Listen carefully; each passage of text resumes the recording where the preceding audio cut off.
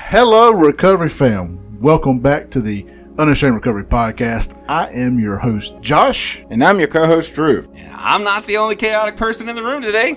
I'm Palmer. That's right. Today is Season 4, Episode 49, and we're all about the chaos today. Today's episode is promptly titled Unsalvageable, From Chaos to Hope. We love hearing testimonies of hope, and that's what we have for you today. The verse for today's episode is Hosea 4:6. That is Amber's testimony verse, basically. So without further ado, and so we can get to Amber's chaotic, hopeful story, roll that intro.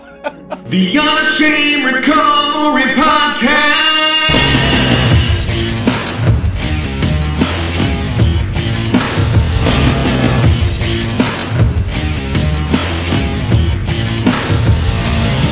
The Unashamed Recovery Podcast with Josh and Drew starts now.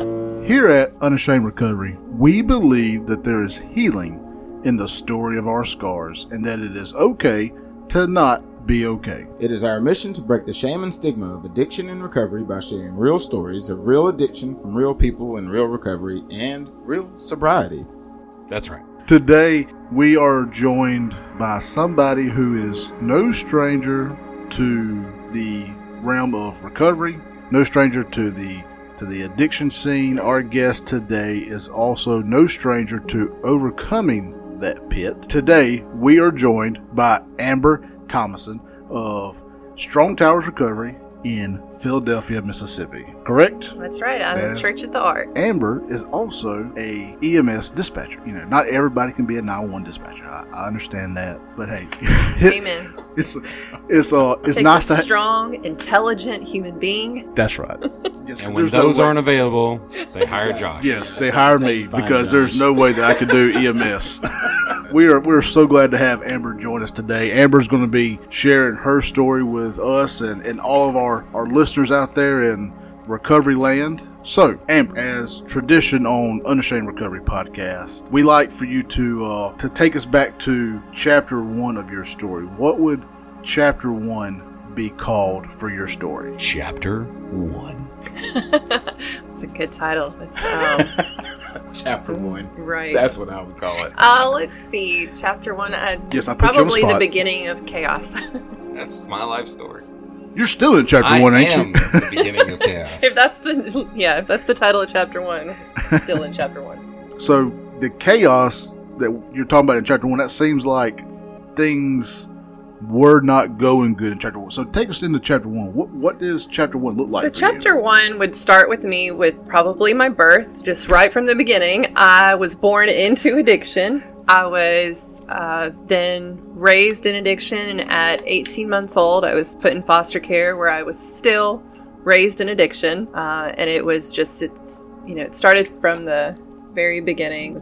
So, Amber, with you being born into addiction like that, how did that start you off in life? Like, that had to have been a tough start to the race of life. Like that's a tough finish. That's like starting a marathon and then immediately having everything stacked against you. Yeah, so there's two different ways to look at that now. I can see one, now I have a comparison of how horrible it can be and how it should be, whereas before I didn't. Before, the Bible says, Hosea 4:6, my people are destroyed for a lack of knowledge. It says in 2 Corinthians 2:11, they were not to be ignorant of the devil's schemes, both talking about how ignorance causes destruction. Yep. And so, I was living, because I was born into that, to people that were ignorant. Ignorant's not a bad word. It just means you don't know. I'm not bashing anyone, but I was born into that ignorance, and so that's how they lived. Well, then I grew in that, right? And so I didn't know anything but that. Yeah. So I continued living that life of destruction, and it just, that's what I knew. And until I came to truth, which John 8:31 through 32 says the truth will set you free. And that's exactly what it did. Once I came out of that ignorance and came to know truth, I was able to come out of that chaos. Well, I want to stop you right there. And you're talking about how you were born into addiction. Just to give everybody out there a good paint a good picture for everybody. What kind of addiction were you born into? Was this just a run-of-the-mill alcoholism, or was this something more deeper than that? So in the paperwork, so I've never actually spoke to them, but in the paperwork it says that they were methamphetamine addicts. I actually became an IV user when I was 18, and I was in a fentanyl and heroin addiction for 15 years. Man. Can we stop right there and just say, you just used the words in the paperwork? You want to explain that?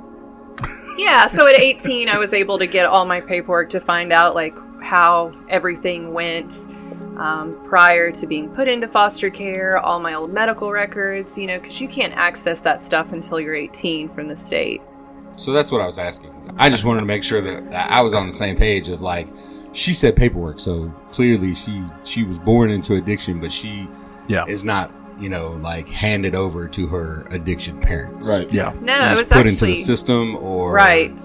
So you went straight from the hospital into the system. No, I went home with them. I was born in Dallas, and they had apparently lived in Burnet, Texas, and they took me back home with them, and there was several CPS cases. I was finally taken at 18 months old and put into foster care, and then I moved to my last home at 6 years old, where I was then raised in addiction, and that was it was more of like a multifaceted drug use there.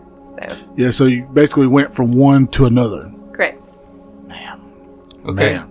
So chapter 1. So chaos. I like chapter 1. Chapter 1 is very chaotic. It's Yes. it's my kind of story.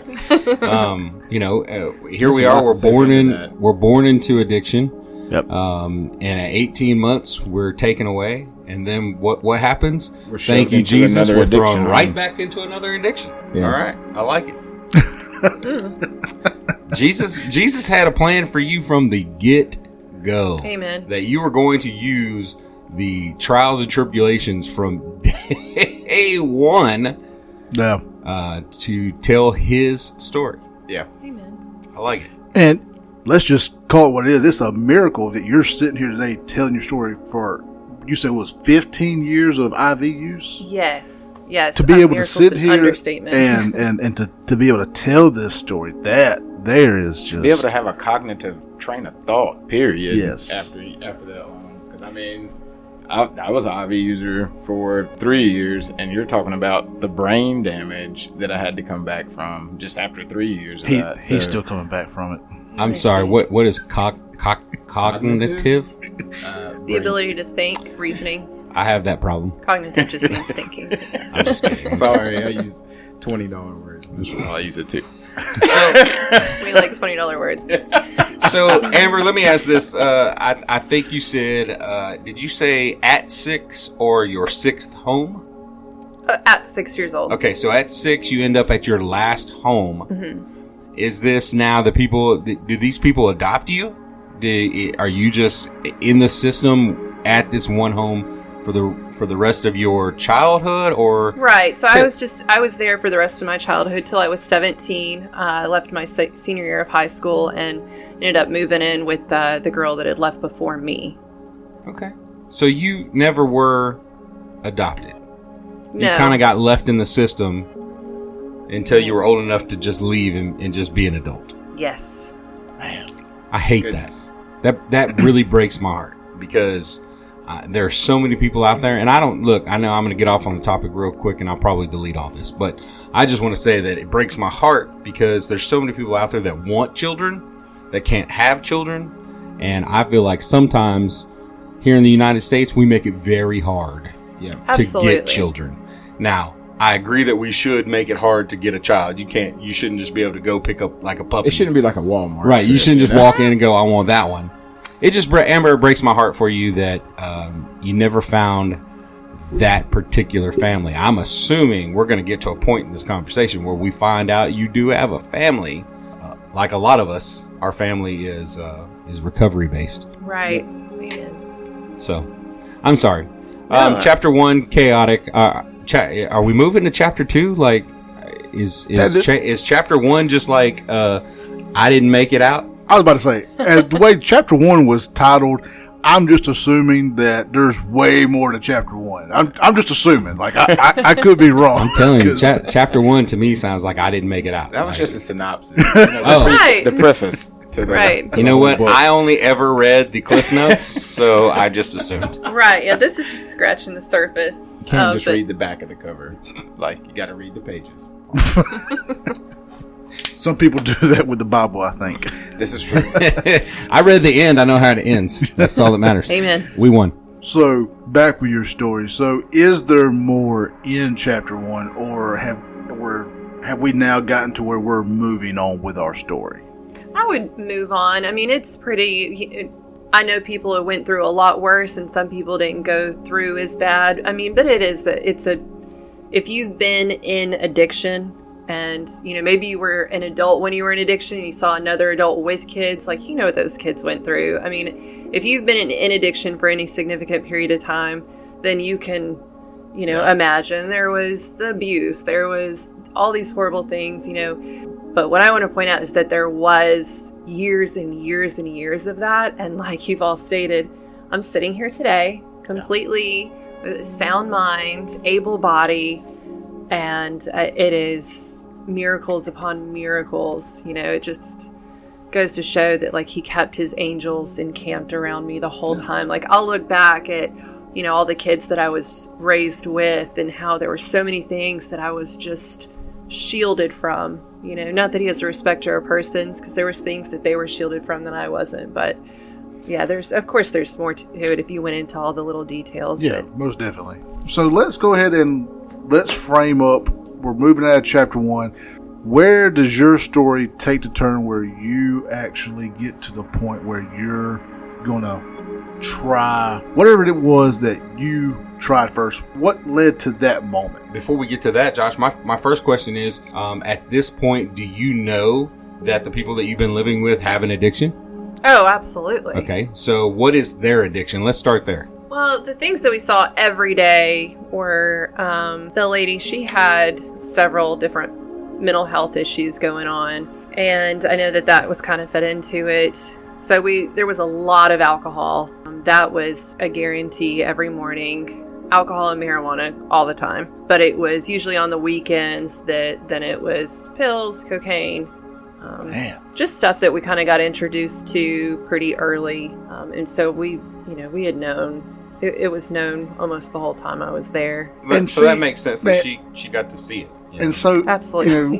And I think back on my own childhood, I was sheltered, man. Like, we know. I mean, super sheltered. Like, my parents didn't smoke a cigarette. They didn't. There was no alcohol in the house. They didn't cuss. Now they gossiped. There were some. There were some gossipers. Don't worry. But my parents and Drew's parents did enough for both of your parents. But mine drank, and they were Spitfire mean. So I mean that was one of the things I picked up that I still have to fight today is the meanness. Of course, alcohol was a big problem, which led to plethora of other drugs in my lifetime. But that meanness, man, that left some scars. So, well, starting this podcast and hearing people's stories, it makes me so grateful for my parents, because, man, I thought I had a bad childhood. Man, my childhood was nothing compared to some of the people who've come in here and sat down and shared these stories. Man, it reminds me of just how truly blessed I was in my own life. So, man, it's just to look how screwed up you. I know, right? And that was my own doing. That's what I'm saying. That was my own doing. You could come from any. I'm being funny, but I'm not. You could come from any walk of life and still decide, you know what? I think I'll just screw this up as much as I can. Most definitely. Sure. Well, just like all the great behavioralists out there, that we had Skinner and Pavlov, it was environment versus hereditary. Yeah. And so some people say, like, well, you were only like that because you were born into it. And there's people where it wasn't environmental at all, and they still. Yep. So it's, I think that, the devil just uses different things on different people, and if it works, it works, Most definitely. My goodness. And he'll use it till it doesn't work anymore. Yes. And it always looks like the right thing. That's the crazy part. Right. Is it always looks like you're about to do the right thing until you figure it out. Like you're halfway into it at that point, and you're like, oh, this is completely wrong. Well, and then you're trying to do the backtrack, Right. Well, and that's the devil never comes to us in the red horns and a pitchfork. Right. Speak for yourself. He always comes to us, disguised as desire or what we're most wanting out of life, or something like that. It's never we never go to evil because it's evil. Right. It's always dressed up as something. And I think that's an important part. In my early 20s, I just started drinking, and then I became a IV user at 18. And how does that start? Okay, y'all are gonna have to just with forgive. Yeah, y'all are gonna have to forgive me. Like that is the part that I am sheltered from. Like I don't know. Well, I had actually returned back to the home I was raised in to go visit a, obviously not biological, but I called him my little brother. He was the only little boy there, and we had actually been in the same home together since I was 3. He was 18 months old, came into that home I was in at 3. And he had been severely abused. He was nonverbal until he was 3 or 4, just because he wouldn't talk to adults or anything. So I just had taken him under my wing. And then, so when we got moved to the other, he was just, for as long as I could remember, he was my little brother. Well, he hadn't left yet. And so I remember I was 18. I went back to go see him. Well, he had already started using and was an IV user. And he was like, you should try Coke like this. And I was like, okay. That was it. After that, I didn't do drugs any other way. It didn't matter what it was. I found a way to. Yeah, I used to tell people all the time, whatever you say, like, even if you're in addiction, because I've met people that are really far in addiction, and maybe they're also heroin addicts or whatever, but they're not shooting yet, and they start asking questions, and I would just tell them, look, what do you think that you would never do? Whether it's, well, I would never be one that sold my kid for whatever you say you will never do, the needle will make you do that. Yep. So just don't. Absolutely. Whatever you think you would never do, this will make you do that. It's horrible. Man. So you went back home. You met up with your younger brother who introduced you to this. And I can only imagine from there things just kind of, I want to say escalated, but it's really not escalation. It's really de-escalated. I imagine things de-escalated very quickly. Yeah. So, I tried to go back to school. That wouldn't work out. I would try getting a job. That would work. Whatever I tried to do, I would fail at. I tried getting in a relationship. I ended up getting pregnant. That failed. And so the relationship failed. I still ended up having my child. She'll be 17 next week, actually. Yeah. I'm the only one on her birth certificate. So it was just me and her for a while till I was 25. And then I met my ex-husband, and I thought that, this is what I needed. I just needed to get a family, and if I could put the family together, I could go back to school and I could live this normal life that you see on the movies, because that's the only place I'd really ever seen. Normal family the life. image of what a family is supposed to be like. And he was a Christian. His parents were Christian, and really wonderful people. And they knew when I would relapse and everything. And that's the only family that my daughter has ever known. So we got married. That was is and was her dad. His parents were her grandparents. And so I was like, this is it. Like, I've got and then I relapsed. I ended up getting sick and had a few surgeries. And one of the first things they gave me was fentanyl. So that was it. I was like, oh, wow. I quit taking, they quit prescribing it because I was getting better. But then I just went back to using it on my own. My ex-father-in-law was the constable for Williamson County, which is like Rankin County of Texas. It's right outside of Austin, like Rankin outside of Hines. It's just, it's very similar territory. And he's the constable for it. Well, I had pawned his service pistol that he used. And he knew that I had relapsed, and he had known about that. But it wasn't until I'd relapsed again and again and again. He's like, I don't know what else to do. And he's like, I'm going to press charges. You're going to go to jail. Go get some help. I go to jail. He calls the lawyer, judge, everything. And they're all offering me rehab. And I'm like, I am not a drug addict, though. I'm not a drug addict. And I was like... I just go to meetings. Like, I'm not going to meetings. I was like, this is nepotism at its finest. I'm not a drug addict. I just like the way it tastes. I could stop if I wanted to. And it was just horrible. Gotta love that lie you tell yourself on that one. Well, I mean, denial keeps us sick. I mean, as long as we hold on to our denial, we can keep using. Yep. So I was like, put that on a t-shirt. Right. So I still like of all the things like she could have pawned that you could have pawned. I think I like that got me too. I was else. just like, are you serious? Like. I was like, here we go. I want to know because this will make or break it. So was that the first thing that you tried to pawn, or was that just the end? Okay. No, that was probably like the last thing. It was and it literally wasn't his the last current thing she pawned. Yes. I was going to say. Yes. I bet it was. It was the last thing. He was like, I've been missing some stuff. Where's my I bet he was just like standing in the door, give it back.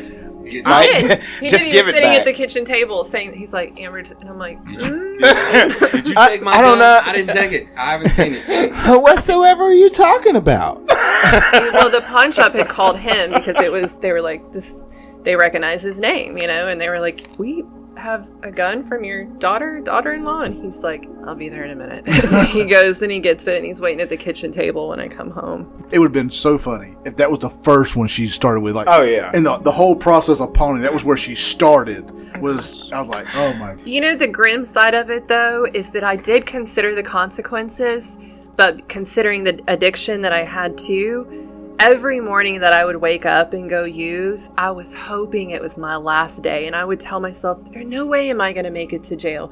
I'm going to, and so on my way to go pawn it, I was thinking, today's the day I'll die anyways. Why does it matter? I'll make a point to. And I would overdose. I'd go to the hospital, been Narcan numerous times. And God just kept bringing me back for something greater. But my thought process was not, I'm not going to get in trouble. It was, I'm not going to make it to see a jail or any type of correction. It was an end all. Yeah. Like every day was an end all. Yeah. By the time he notices it's gone, I'll be gone. Right. They won't worry about it. Yeah, I mean, that's honestly the truth. So. Man, the power of our thinking when we're in addiction, but also the power of denial that denial has over us to keep us into that situation, man. It's being a part of this podcast, I have never been so happy to only have a sex and porn addiction. I'm just saying, like, I mean, to have to get sex or get porn, I didn't have to pawn nothing. Right. I could hide it if I wanted to. I didn't. I wasn't married at the time, so it didn't matter. But I didn't have to hide it.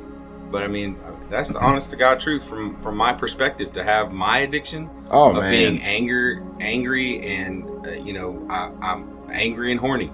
I mean, I stole. It was all kind of stuff. Like pawning was like the least of things. Mm-hmm. Like I was stealing credit cards from my parents. Like it was nuts. But I will say, maybe Amber. Like I pawned the title to my dad's car one time. Like literally, legit. How much money do you get just for the title? So that was $4,500, and I had a field day.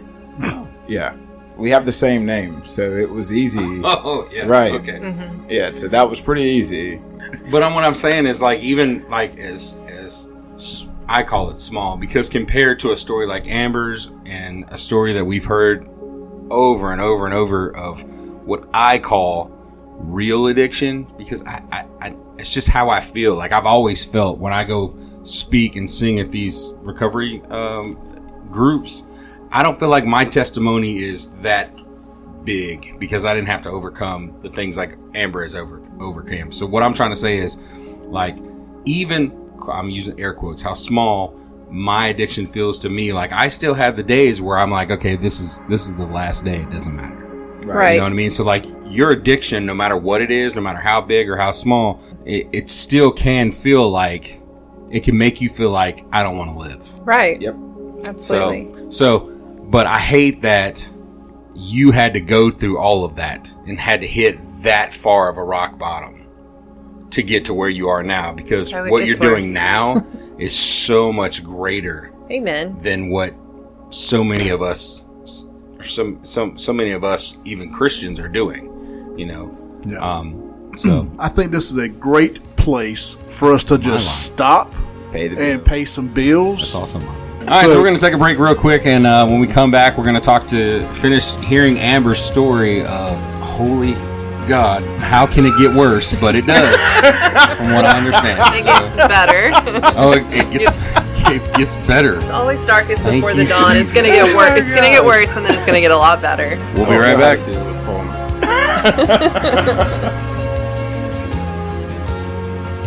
Unashamed Recovery Podcast is heard around the world in over 42 countries, including over 780 cities in all 50 states here in the United States. People around the world are hearing the message of the hope of recovery from addiction, and that's because of listeners like you who donate, but also because of our sponsors. Local sponsors like D's Automotive in Meridian, Mississippi, serving the East Central Mississippi and West Alabama areas for over 42 years. D's is a name you can trust when it comes to your vehicle. For all your complete car care needs and service and towing and car locks, that's D's Automotive. Go by and see Miss Jeannie, Mike, and the boys at 5024 Poplar Springs Drive. That's 5024 Poplar Springs Drive in Meridian, or give them a call at 601-482-1800. That's 601-482-1800, and tell them that Josh and Drew sent you. The Unashamed Recovery Podcast is also sponsored by End It for Good. End It for Good is a Mississippi-based nonprofit that works on advocacy and education around drug policy in Mississippi. End It for Good works to help communities understand how health-centered approaches to addiction can help local communities become safer and keep more families thriving. If you're interested in learning more about harm reduction, you can check out End It for Good on all social media or on their website at enditforgood.com. That's enditforgood.com. Unashamed Recovery is also sponsored internationally by Sober Life Love, a sober dating site made for the sober community. Are you tired of the dating scene revolving around alcohol and drugs? Do you want to find someone who shares your commitment to a sober lifestyle? Look no further than Sober Life Love. The Sober Life Love platform is specifically designed for individuals who are sober and seeking a partner who shares in their same values. Whether you're in recovery, prefer not to drink, or simply choose to live a sober lifestyle, we provide a safe and supportive community for you to connect with like-minded individuals. With our advanced matching algorithms, you can find compatible partners who understand your journey and respect your choices. From sober activities to meaningful conversations, our dating services offers a variety of ways to connect and build relationships. SoberLife.love is the new way to connect with people who understand and support your journey. Join today for free at www.soberlife.love. That's www.soberlife.love. Now back to your normally scheduled programming right here on Unashamed Recovery Podcast. And we're back, and we're going to continue down this chaotic road of Amber's story. It's just getting good. If you thought it was chaotic enough with her pawning off a constable's service weapon, just wait. There is more. We got more. It's like Billy Mays Hayes. Just wait. There's more. Yep. She's done promised that it continues on further downhill from there. So as we roll downhill. Yeah. So Amber, all right. So we pawned the gun. Dad-in-law said, "Okay, I've had enough of these shenanigans. Literally can't leave my gun around." So has you arrested. Everybody, including the judge and lawyers, are all talking about, well, we think she should just do rehab. And you've looked them all in the eye and said, "I'm not an addict." Correct. That's exactly I can quit right. whenever I want to, because of course you can. Absolutely. So pick us up. We just told everybody I'm not an addict, and I don't need rehab. And Right. So the denial is strong. Yes. So the judge was bringing me back in. I was in county for 9 months. The judge was bringing me back in once a month, asking me if I would go to treatment. And I would tell her, no, I'm not going to tell him he was right. You're only offering this. This is nepotism. This is just because he knows the right people. He wants me to be an addict. And so I said no. So the last time she said, if you don't go, she's like, I'm done. I will send you to prison. I said, fine. And she sent me to prison. The stubbornness is thick with this one. I said, if I have to go to prison because I'm not an addict, then so be it. So I went to prison. But at this point, like, you've been in county jail for 9 months. I mean, like, I was sentenced to 18 months. Are you doing drugs in jail? 9. I did do drugs a couple times in jail, yes. Okay, so see, there you go, people. But not because I was an addict. It's just because it was there. The board needed something to do, right? The system's definitely working. We're doing drugs in the system. All right, great. So we're not an addict, but I like that though. I did those drugs, but not because I'm an addict. Right. Yeah, no. Put that on a T-shirt. All the cool kids were doing it. All the cool kids. And those kids are still there, kids. Right. Were they wearing orange jumpsuits as well? Yes. Yellow. Okay. Yellow. Gotcha. So this is Yellow. Texas. And then TDC whites. So did you go do 9 more months in prison? I did. Well, I did 6 more months in prison. I got 20% off for doing an A&D program. But you weren't an addict. What's an A&D program? Alcohol and drugs. Yeah. My bad. So they offer that up for like good behavior. Yeah, I got 20% off my time for it. 20% off your time? You get 10% in the state of Mississippi. That's because we know you're lying. Right. Texas is like, you'll be back. It's fine. Right. So I leave prison. I get a divorce. I go to I forgot sober you were living. married through this time. So So he stayed with you during prison and then divorced after you got out. And how did he feel about? I mean, was this? Well, our last year of marriage before I went to prison, I had introduced him to fentanyl. So hold on. So he stuck around through you being stubborn as all get out with the whole like the 9 months of going back before the judge. Mm-hmm. And she got out, and he took one look at her and went, "Nah." No, he wanted to reconcile the marriage, and I told him no. Oh. Is that because he was using? You know, we really had just become friends after the first year of marriage. It wasn't. I think I liked the idea of being married and having a family, but I wasn't in love with him. And so being separated after 18 months, not using, not being around him, I was like, I really don't like this guy, even really as a friend or person anymore. I just, was still very selfish. And I said no. Well, about 9 months later, I was working in a rehab. And this is a true story, guys. In case you're playing along, she's not an addict. Right. She doesn't need rehab, and now she's working. That's right. I'm working in a rehab. After getting good time for AD. Yes, but I am still telling you I'm not an addict. Well, you're not anymore. Denial is strong. Yes, strong with this one. Man, when they wrote the denial lesson in Celebrate Recovery, like they should have taken it. They should have put the picture right here and just posted it up there. This is denial. Like, let me tell you about Amber real quick. Well, I met a guy working in rehab, and meanwhile, I'm going through the divorce process. He has gone ahead and filed and sued me for divorce, and I'm just letting it happen. Well, I relapse. The guy that I started dating in the rehab, he relapsed too. And at this point, my daughter is still with him and his parents. But once he was like, going to AA meetings and everything, I was like, I could go to AA meetings, And so then I was like, okay, if he's an addict, then I'm probably an addict too. And at this point, I was like, okay, I'm an addict. I'm going to be an addict with you.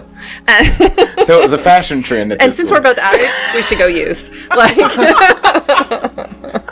I'm sorry. What did you just say? Since we're both addicts, we should just go use. Yes. Put that on. Yeah, that's actually exactly what happened. Was that verbatim, word for word? Probably in my head. I'm dead. But out loud, we just kind of looked at each other like, should we do this? Absolutely. Do you like drugs? Fun. I like drugs. I like you. You like me? Let's go. Yeah. Do you want to go practice Sounds karate in the garage? Yep. like Did a we just party. become best friends? Yep. Makes so much room for activity. Yes. But Now we're at don't touch touch my drum set. All right. Okay, let's move on. Moving on. Man, and what's, I can't speak for everybody, but what's so funny for me in this is the absurdity of it. And it's the Absolutely. absurdity that goes on in our mind that we're like, yes, like that is a good idea. Right. And it's all terrible. Yes. But you're like, while you're in it though, this is magnificent. You had this grandiose idea, and it's just like, Well, and when it hit me, I was an addict. I was like, you know what? I was raised in addiction. Now the love of my life that I've met in rehab, hello, we're all addicts. I'm meant to be an addict. This is my calling in life. And then I just owned being an addict, and then it got even worse, y'all. oh my gosh. Once I owned it, I was like, okay, I can do this. I for can do those this. of y'all- live it. That's those what of we're doing. Living it up. For those of y'all playing the home game, she has admitted to being an addict, and she loves it. Yes, at this point, I was like, this is what I was born for. I've said I was born for a lot of things, but being an addict was not one of them. We're going on 5 years of Unashamed Recovery podcast. Well, that's hard to believe, but in those 5 years, we have repeatedly talked about own your story. Yep. So that you can recover where you're unashamed about it, and then you can go and do a correct 12th step and help somebody else. Right. Guys, this is not what we mean by own your story. She took it backwards. Let's go use. That is not what we're talking about. Like, She on the opposite end, but she finally owned it. So the deniability was out of the way. Plausible deniability was Right. out of the way. Ugh. So it was all there. and I can only imagine that we're continuing downhill. That's yep. That would be a good assessment. Yeah. So- situation. Okay. Rolling. So I'm still in Austin at this point. Now he and I are, owning being IV heroin addicts, and we are just full speed ahead at this. We end up losing, everything. My ex-in-laws at this point have cut off communication with my daughter. And then we go to a 28-day program. We both get clean. We both go to a sober house for about 3 weeks before we get our own little apartment, and I get pregnant. And he's like, look, you don't have any family here. I've got family back in Mississippi. Let's go to Mississippi. And I was like, okay. So I come to Mississippi with him. Our son will be 3 this month. And as soon as we got to Mississippi, we were clean for about a week. And he shows back up at the house, and I said, where were you? He's like, turns out my drug dealer from 5 years ago is in the same house. And I was like, right on. This is true, y'all. Let's go fix the problem. Never mind. I'm good. I know the guy. I know a guy who knows a guy. Yeah. So I want to ask your in-laws that you left in Texas. Was there anything in between y'all? Did they have resentment towards you for their son going into addiction, or you moving to Mississippi and taking the grandkid? Well, I didn't take Lacey with me. Gotcha. I didn't bring Lacey with me. Okay. They had cut off communication between my daughter and I by simply asking me to respect the boundaries, that if I wasn't clean, I didn't need to talk to her. And I said, well, okay, I guess I'm not talking to her then. Gotcha. And I got pregnant and came to Mississippi. After the 28-day program, I reached out to them and I said, hey, I'm clean. I just left a 28-day program. And they said, that's wonderful. They let me have a phone call with Lacey. Let me go pick her up. I went to go pick her up. And on the way, I stopped and got high. And we were in the truck for about 5 minutes. And I fell asleep at the red light. And she called her grandpa. And it was, it was horrible. But a part of that is, like, I keep going back to Hosea 4:6. My people are destroyed for lack of knowledge. Like, this is what I knew. Like, Right. I didn't understand why everyone had such a problem with it. Like, Because this is life. this is what you've known from Yeah. itty This bitty is to life. now. I don't know why everyone's Wow. getting so upset. Like, there's just a stigma with addiction, and people just, like, when it's just a real part of life, and I just thought that that's what I had to own. And so, yeah, it was horrible. And so then when you took ownership of being an addict, when you finally said, hey, I'm an addict, you were like, okay, now this is the cure-all. Yeah, now I'm an addict, so I'm definitely going to die a drug addict, so let's go make that happen. Right. And and it's true that what they say is you make yourself the hero and everybody else is the villain in your own story. Oh yeah, definitely. And why is everybody against me? Sure. I'm out here being who I was supposed to be. Right. And man, It's just and you get caught in that and ignorance, and you get fun. caught in that cycle, and it's super easy to stay in that cycle of thinking that what was that the victim mentality? Victim mentality. That's so easy Woe for is us to get me, the caught world into. did it all. Okay, well, you're in Mississippi. Mississippi, I relapsed while I'm pregnant. You found a drug dealer that lived in the same house 5 years ago. Right. And so we're both actively using, give birth, and CPS gets involved. Well, he and I get our stuff together, and the CPS case is closed, and everything's going good for about 9 months. And he's going to the methadone clinic while I relapse and start, messing up, losing my job. At this point, though, I've decided I'm not going to steal or anything, so I start embezzling from different jobs that I'm working at, and it got really horrible. Really quicker than it ever had before. Like, every time I thought I hit a rock bottom, I had not hit it. But this is where we're kind of coming to the end. This is where I hit the final rock bottom before I give my life to Christ and am desperate for another way of living. I relapsed, and he becomes really abusive.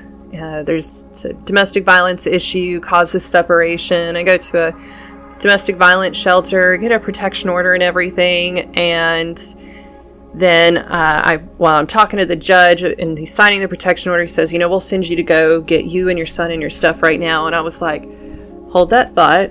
I will meet y'all at the house, your deputies and everything. Well, I go and I get high. And I call them and I'm like, let me get my own place so I don't bring them back to the shelter. Well, so that's my plan. About a month goes great in your head. Right. I was like, I'll do this. About a month goes by, and I am sitting in the apartment. I'm renting a room from a friend, and I'm sitting in my room, still just, racking up charges, right? Just still embezzling, and still stealing and using. And I'm sitting there one day, and I start rehearsing every bad thing that has ever happened to me. And I start thinking, how do people get out of this? Like, I know that there's redemption stories. And then I start thinking, well, how did everyone that I know get out of this? And I start thinking of every kid that I was raised with. And every single one of them has committed suicide. Oh, and I think, and then a light bulb goes off. And I'm like, that's it. That's it.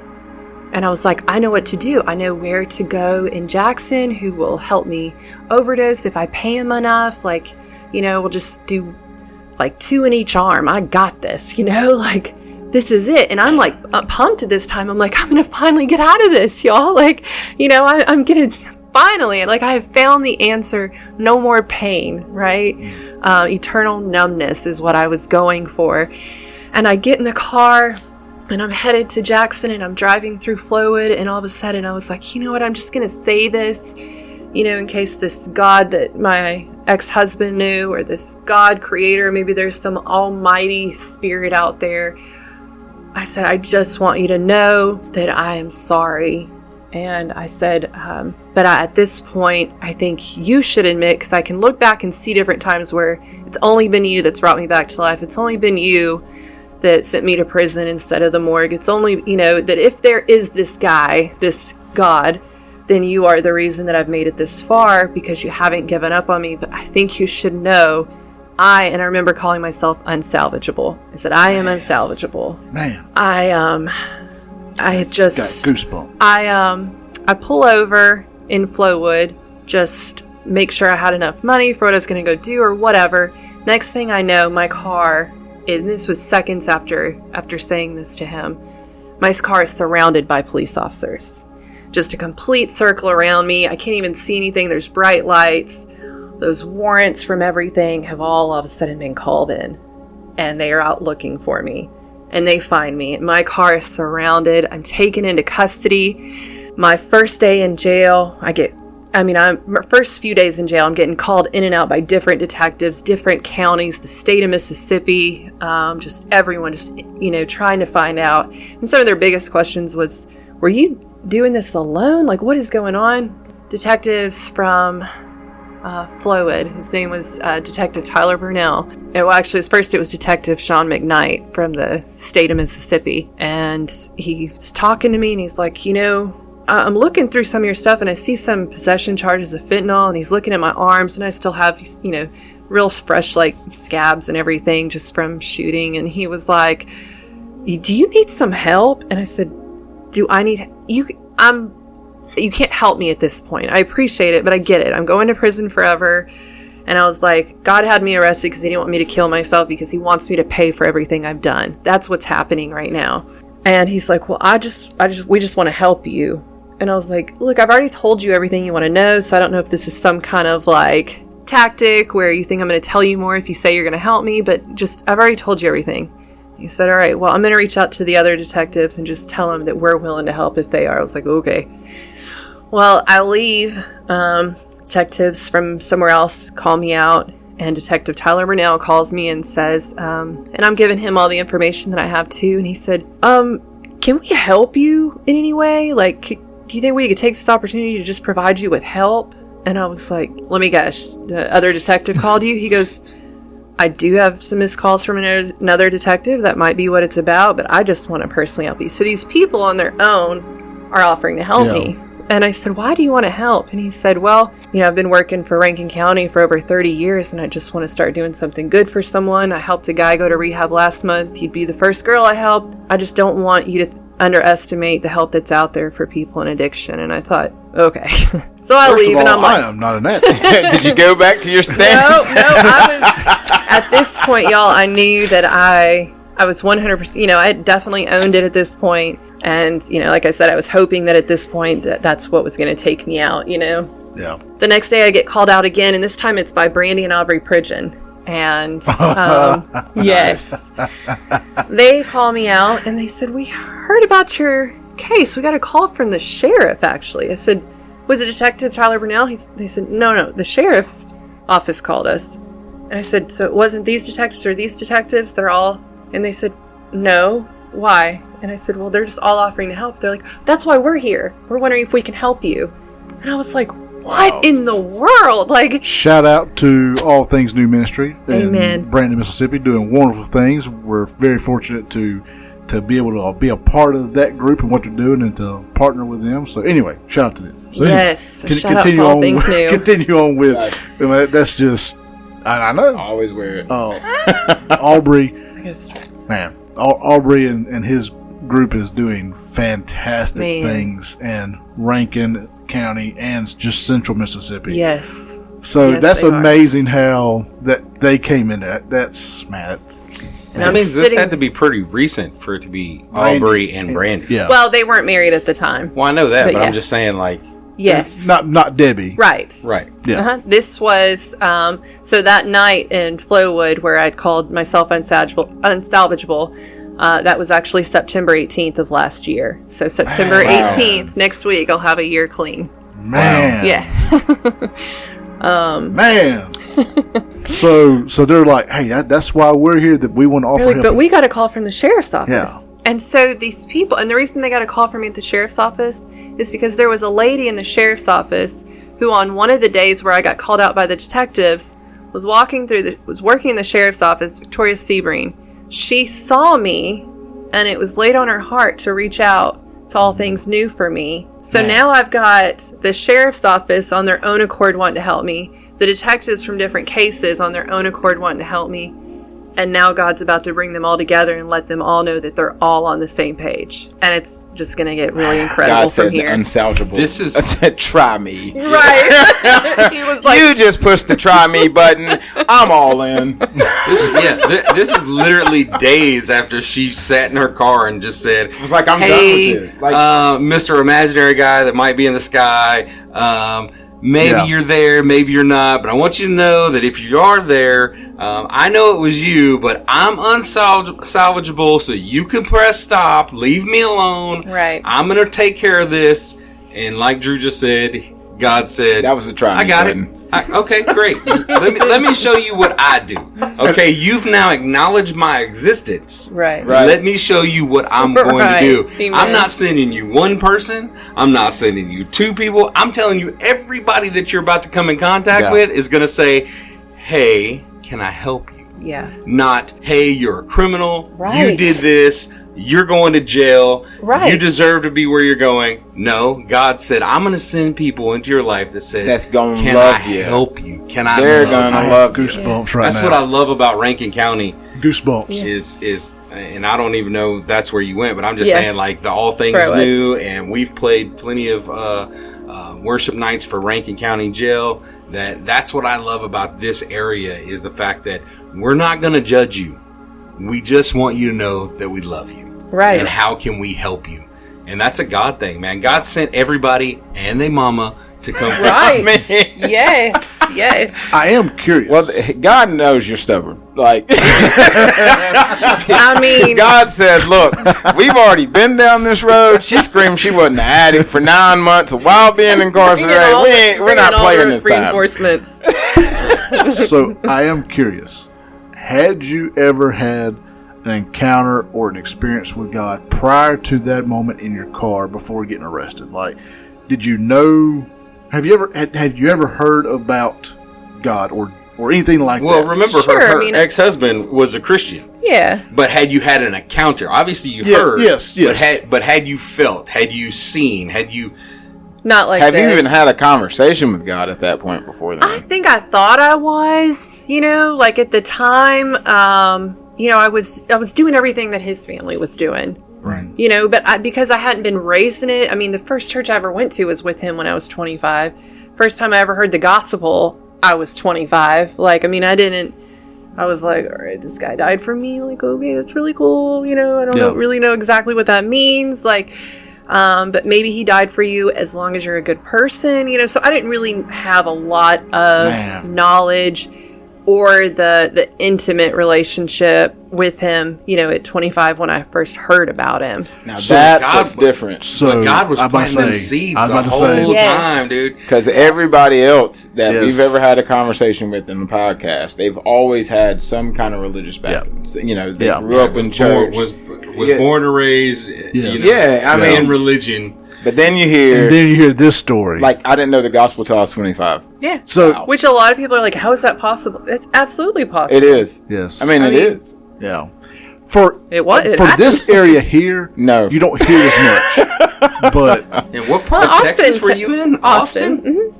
There's not a church on every corner I in mean, Austin. Austin's slogan is "Keep it weird." It is.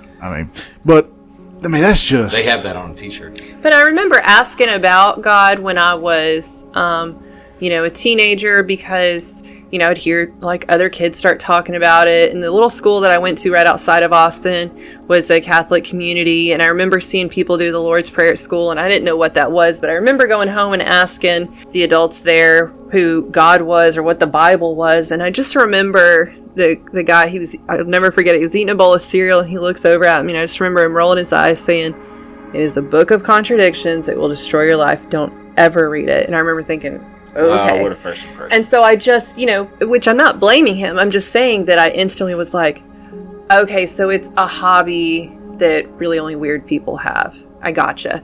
And so that it stayed. Which So if is I it? ever...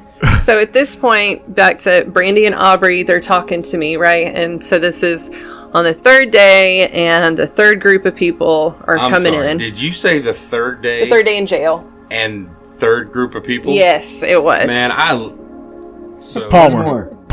Dude, One three. Three. One more. It's always three. Right. It's always it comes in threes. So who, was it John that was talking about that third day resurrection? Yep. It's always three, man. Even my pastor this past weekend was talking about how in the story that he was telling, it was three. It's always God loves the number three. Yep. Yeah. Always. I'm sorry. No, Well, I you're mean, fine. it represents Trinity. Right. You That's know? what I'm saying. But Father, Son, Holy Spirit. But for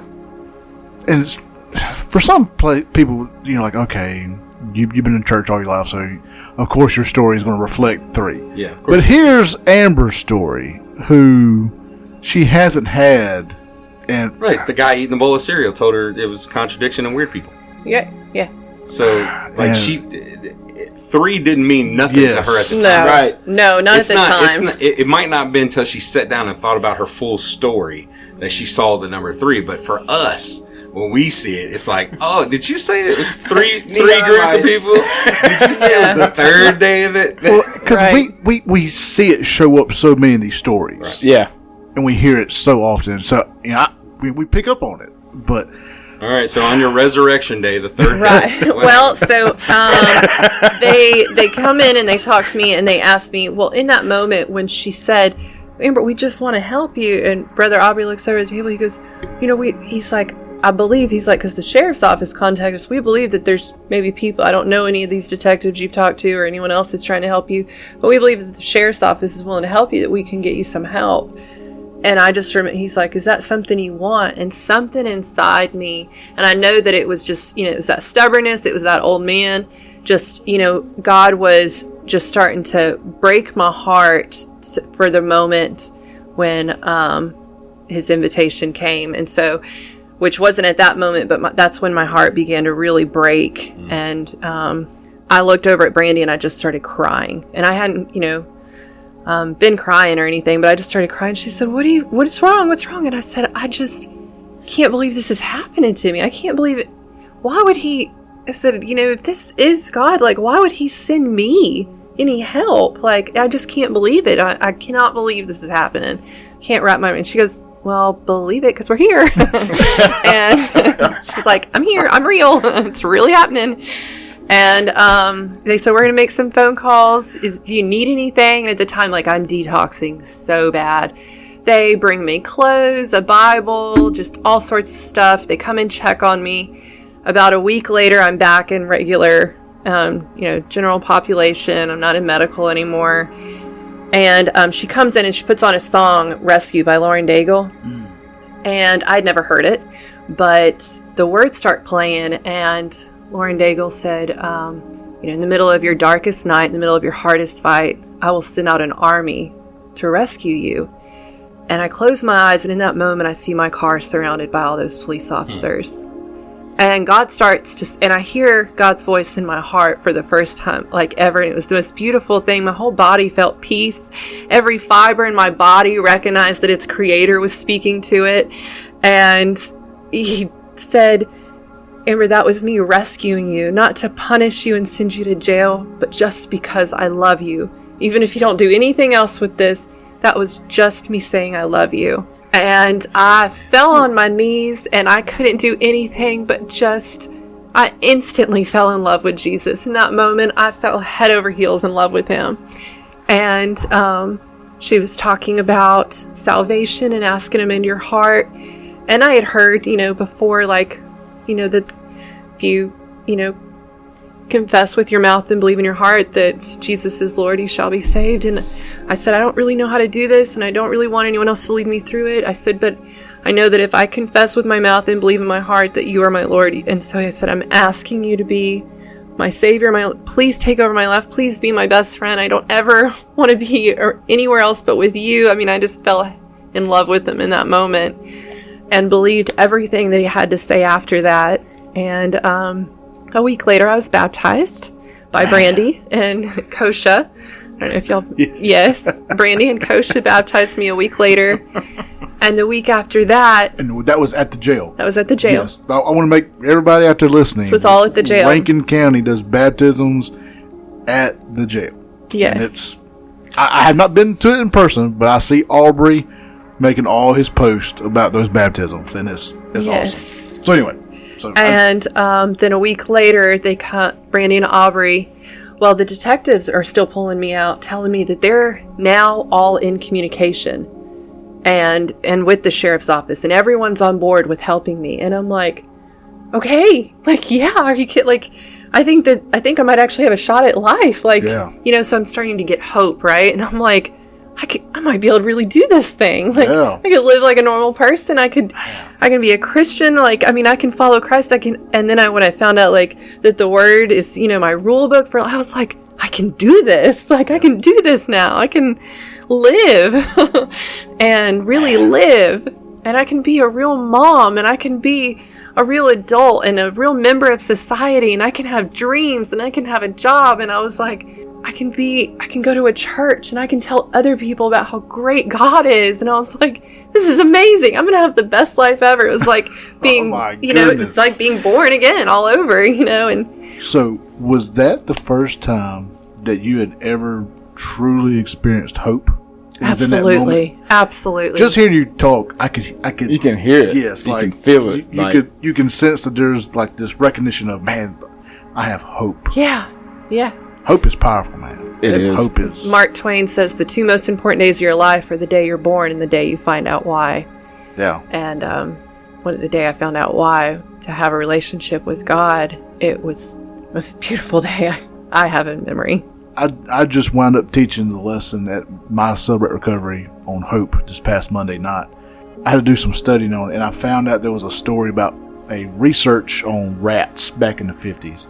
And they put these rats in these glass jars full of water and wanted to see how long these rats could swim. Mm-hmm. And the rats, 15 minutes tops, and they were dying. They were drowning. They were dying. So they pulled them out, put in a new batch of rats.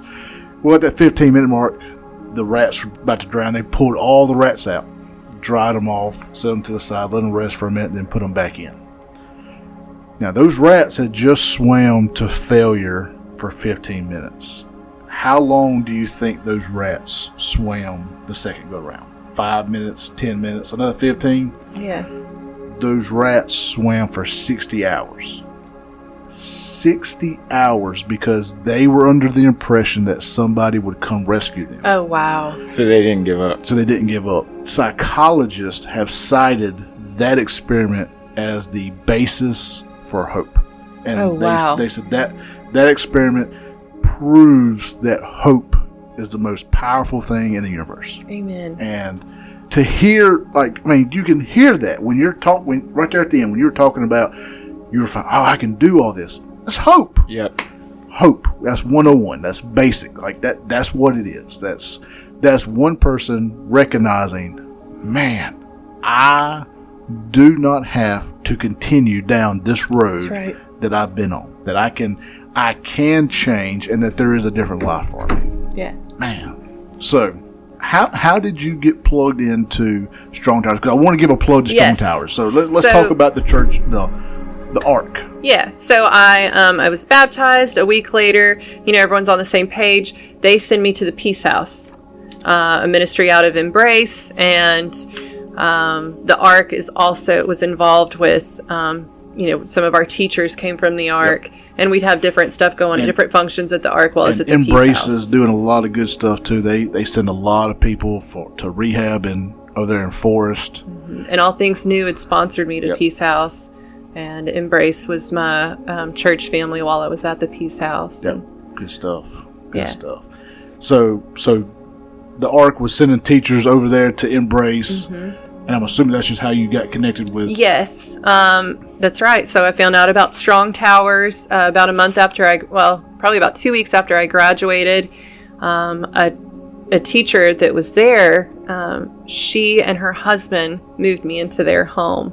I'm still going through custody battle, and I needed a place to live outside of sober living or something like that. And they said, well, you've got a home with us, a solid address. Man. And shout out to Gwen and Sean Hoffman.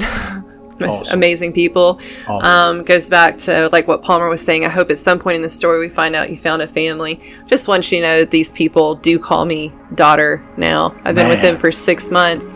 They raised 2 boys, and they said to me, the other day, I said, did you ever, when you were raising your boys, because I was dealing with different stuff, girl stuff, I said, and I looked at Sean and Gwen and said, did y'all ever tell God, thank you so much, at least we don't have a daughter to have to go through all that stuff? And they said, oh yeah, we thanked him many times. I said, and now? And they said, and now we thank him that we do. So they said, you're the best daughter we could have ever asked for. And that's so because they didn't go through the teenage.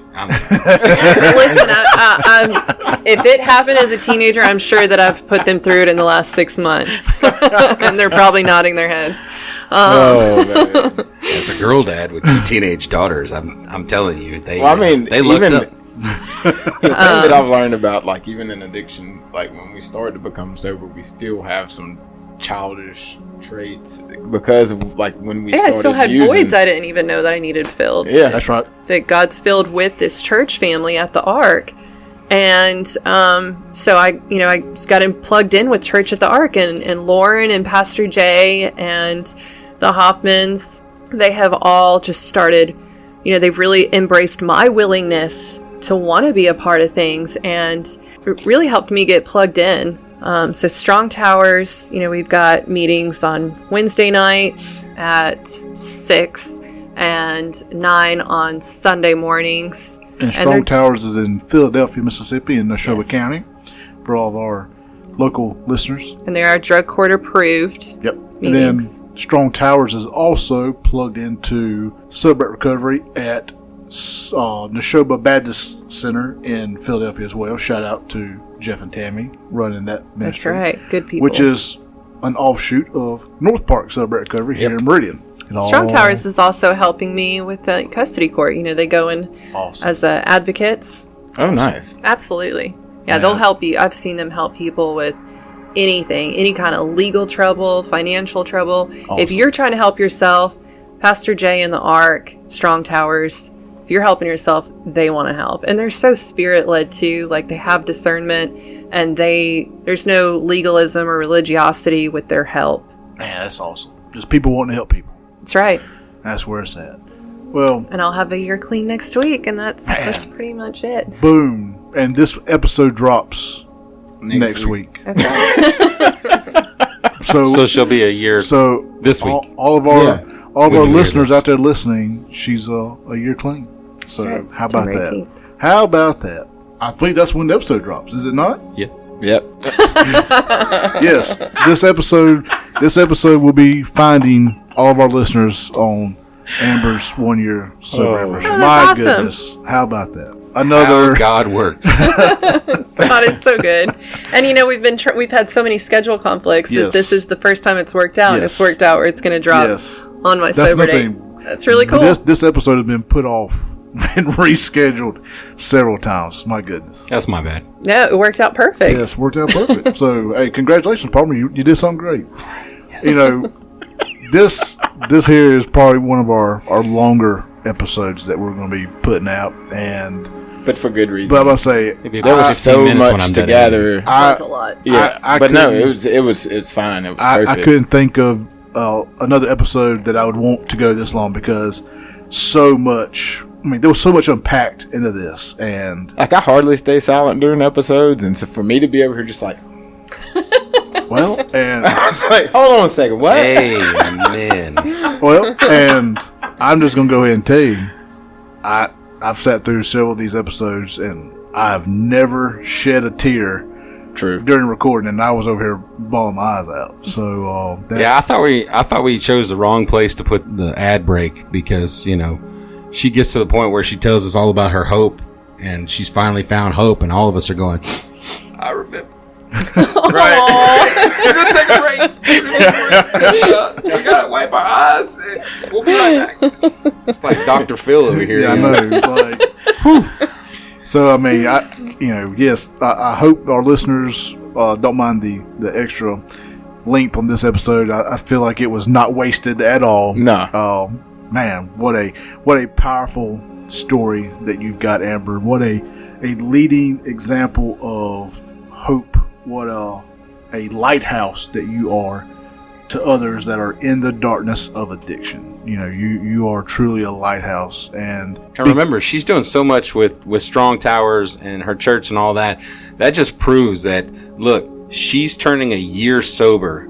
Yeah. When this episode drops, the things that you can accomplish once you finally get God in your life can be done in such a short time. So never think that you're not sober enough to be used by God. Yeah. Now, yes, as we talked about dating and stuff like that, when you're first getting sober, there are some things that we do need to take our time with. But once we get our feet fully set, and God is ready to use us, and He'll let you know when He's ready, when it's time to go. That's right. Don't think that you can't be used just because you're a year sober, or you're only coming up on that 1 year or a week. Right. It's all in God's time. That's right. Because I know you said a week, and then you kind of wanted to backtrack, but that's not. That's true. That's God. If God says, you'll know it if it's God or it's flesh. Yeah. You'll be able to tell the difference. And once God says, okay, I got you, it's time for you to go do my work. It doesn't matter how long you've been sober. That's right. I want to thank you for coming on and to being so open and vulnerable, sharing your story. Because that, I want to express our gratitude, and I want to give you just a few minutes of an open mic. Somebody is out there listening that was in the position that you were in. What would be something that you would say to that person? I would tell them, just try talking to him. Just whoever him is to you, whatever image, maybe the image that you have of God is someone glaring at you, shaking their finger, whatever it is, just get that out of your head for just 1 second. I mean, what do you have to lose? If you're where I was, then you don't have a light at the end of your tunnel. You don't have anything to lose. Your only sense of hope is to end life. I just encourage you, just for a second, just humor me, humor the idea that you have a creator that loves you, and try reaching out and just invite him in for a second to your life. That's what I would say. Awesome. Amen. Awesome. All right. Well, that wraps up another episode of the Unashamed Recovery Podcast. Thank you for tuning in to today's episode. I hope that you have found it helpful, and I hope you have found it as encouraging as the three of us have, because I'm just going to tell you, I'm looking at Palmer, I'm looking at Drew, and they are very encouraged, especially Palmer right now. And if you're listening and still in the darkness of addiction, we hope that today's testimony will be a lighthouse guiding you out of that pit and into the hope of sobriety and recovery. For more recovery content, visit our brand new website, unashamedrecovery.com, as well as our new sobriety and recovery themed blogs to take you deeper into your sobriety and recovery journey. And that's where you'll also find links to our social media. There you can even donate to the show to help us reach more people still lost in the darkness of addiction. Also, check out more amazing recovery podcasts over at Take 12 Recovery Radio, Recovery Podcast Network. The link is in the show notes, as well as under our partners page on the new website. That's all for this episode. Remember to stay sober, and above all else, to keep on 12th stepping as you stay unashamed. We love you.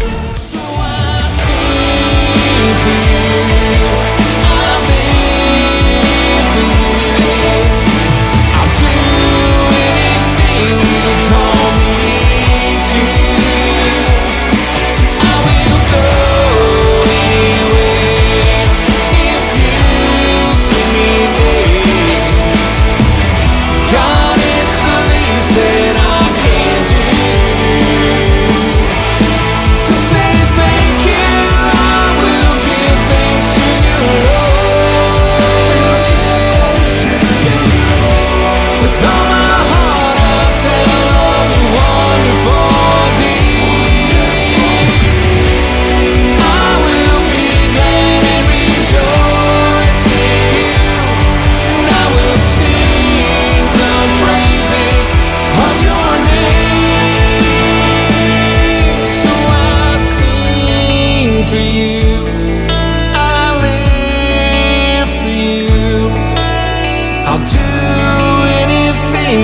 call me